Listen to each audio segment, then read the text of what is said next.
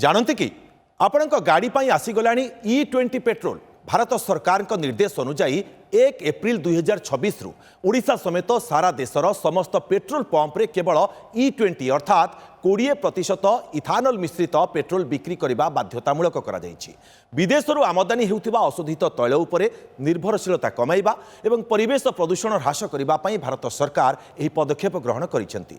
तेबे कौन यही E20 पेट्रोल E20 होउची पेट्रोल एपरी एक मिश्रण जो 80% साधारण पेट्रोल एवं 20% इथानल रही है।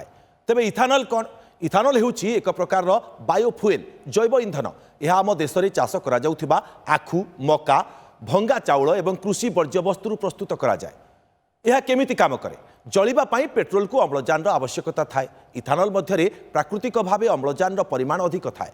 जेतेबेले आमे पेट्रोल रे 20% इथानल मिसाई गाड़ी इंजिन रे व्यवहार करूँ सेतेबेले इंधनटी भल भाव जली थाए। सरकार यह उन्नत मानर 95 RON करिसेंती जहाँ गाड़ी इंजिन को खराब हेबाकू दिए नाही बरं गाड़ी सुरखुरे चले।